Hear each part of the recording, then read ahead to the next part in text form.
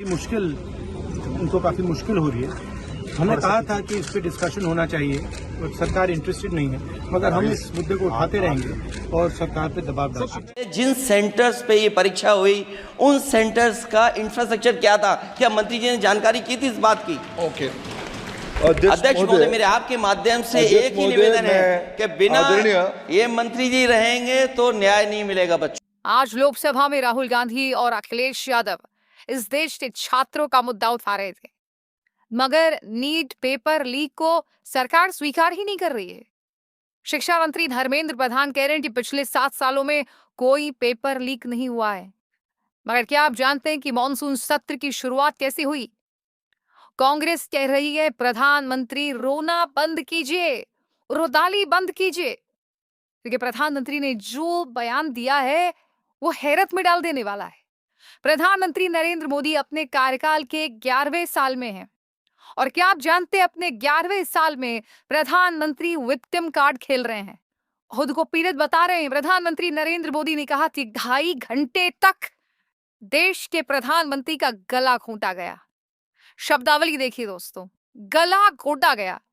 प्रधानमंत्री नरेंद्र मोदी संसद के परिसर में खड़े हैं, मगर उनकी भाषा देखिए, बात भूल जाइए।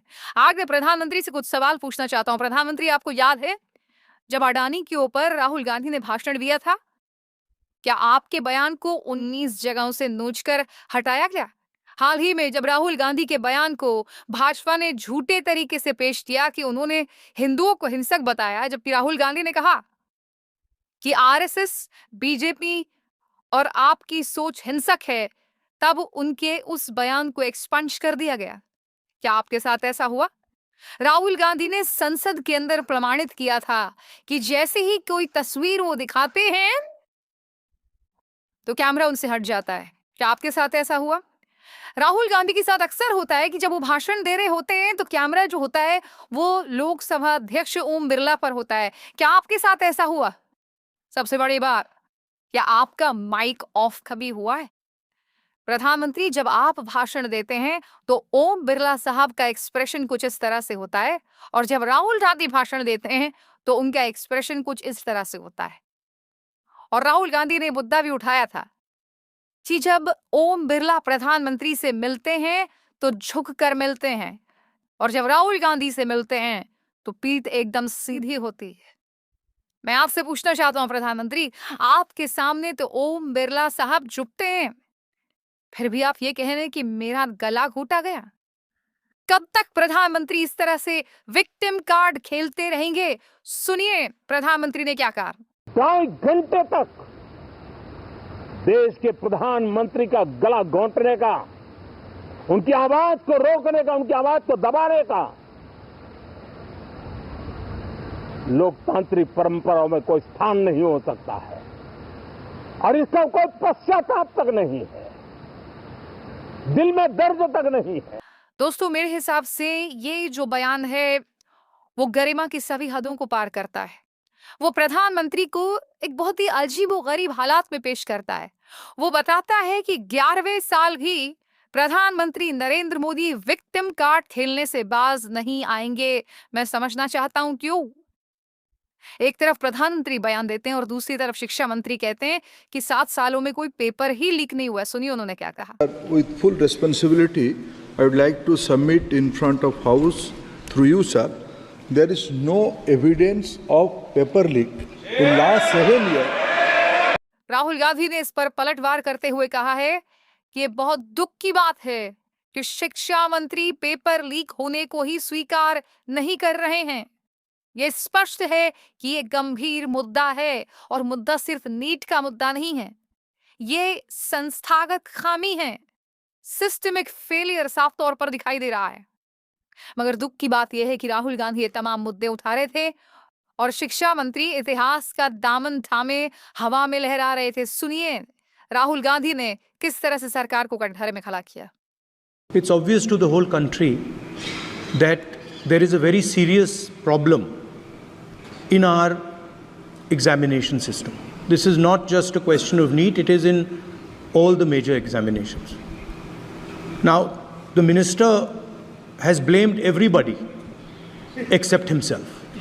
और उसके जवाब में इसके जवाब में शिक्षा मंत्री कहते हैं कि नेता विपक्ष जो ये कह रहे हैं कि शिक्षा प्रणाली बकवास है, मैं इसकी कठोर शब्दों में आलोचना करता हूं। जैसे मैंने कहा ना, इतिहास में अब भी खुद को दफन किए हुए शिक्षा मंत्री मौजूदा दिक्कतों को संबोधित करने के बजाय वो अब भी इतिहास में इनका बस चलता तो वो नेहरू पर दोष मढ़ देते। सुनिए राहुल के जवाब में उन्होंने क्या कहा। से सच झूठ नहीं हो जाएगा साहब, ये जो कहा गया देश की अभी की एग्जामिनेशन सिस्टम रबिश है सर, इससे दुर्भाग्यजनक बयान देश की नेता प्रतिपक्ष का कुछ नहीं हो सकता है सर। मैं कठोर शब्द से इसको निंदा करता हूं। बाकी रहा, मैं सर आपके सामने आपके माध्यम से देश के सामने सर एक तथ्य रखता हूं सर, जिन्होंने रिमोट से सरकारें चलाई है 2010 में 3 बिल आया था सर शिक्षा सुधार के लिए।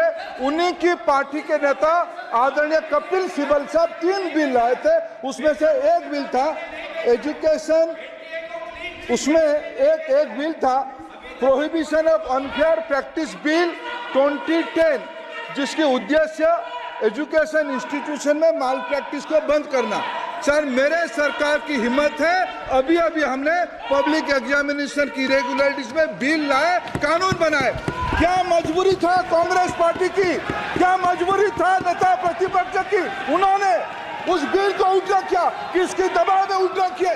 क्या निजी मेडिकल कॉलेज की दबाव में, उनकी घूसखोरी की दबाव में उन्होंने उस बिल को उल्टा किया था?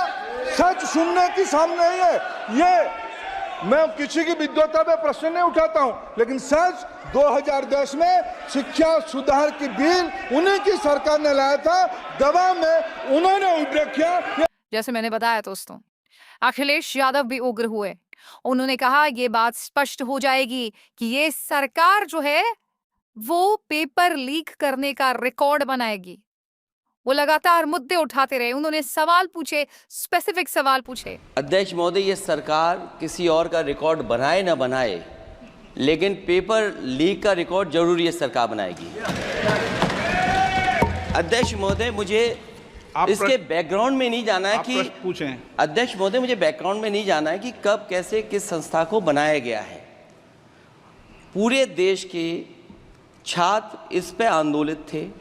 लगातार अखबार और सीबीआई की जांच के बाद चीज़ें सामने आ रही हैं, लोग पकड़े जा रहे हैं, जेल भेजे जा रहे हैं। मैं अध्यक्ष महोदय आपके माध्यम से पूछना चाहता हूं मंत्री जी से, क्या सेंटर वाइज जिन बच्चों को सबसे ज़्यादा नंबर मिले हैं, क्या उसकी सूची जारी करेंगे?